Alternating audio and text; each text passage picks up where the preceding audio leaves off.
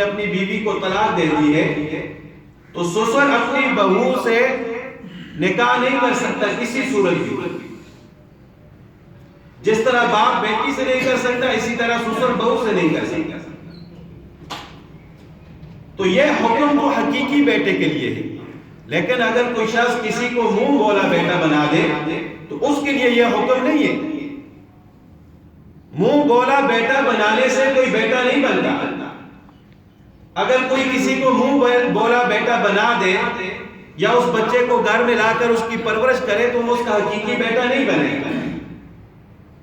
لیکن عرب میں یہ رسم تھی، وہ کسی بچے کی پرورش کر تو اس کو اپنا حقیقی بیٹا بنا لیتے تھے، اور اگر وہ بڑا ہوتا اس کی شادی ہوتی وہ اپنی بیوی کو طلاق دے دیتا یا وہ فوت ہو جاتا تو اس بچے کا جو منہ بولا باپ ہوتا تھا وہ اس کی بیوی سے شادی نہیں کر سکتا، اور یہ رسم اسلام کے خلاف تھی.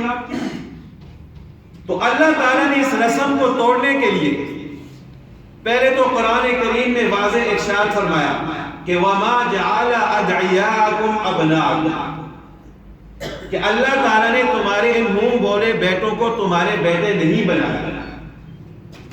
ادعوہم لآبائہم، ان کی نسبت ان کے باپوں کی طرف کرو.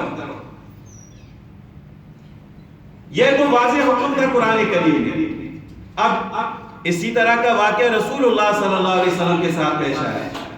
حضرت زید بن حارثہ رضی اللہ تعالیٰ عنہ جو کہ رسول اللہ صلی اللہ علیہ وسلم کے غلام تھے، رسول اللہ صلی اللہ علیہ وسلم نے ان کو آزاد کر دیا. آزاد کرنے کے بعد ان کو منہ بولا بیٹا بنا دیا.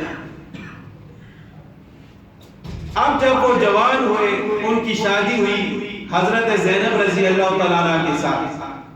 ان کی آپس میں طبیعت نہ ملی، انہوں نے طلاق کا ارادہ کر لیا.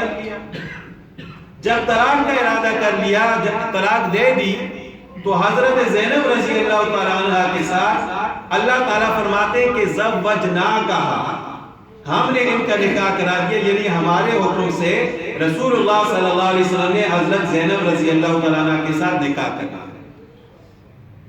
اب چونکہ تو عرب میں رسم تھی کہ منہ بولے بیٹے کی بیوی کے ساتھ نکاح نہیں کر سکتے، تو ادھر کفار نے شور مچانا شروع کر دیا، مسلمانوں کو طعنے دینا شروع کر دیے کہ یہ تمہارا کیسا نبی ہے نعوذ باللہ کہ جس نے اپنے بیٹے کی بیوی سے نکاح کیا.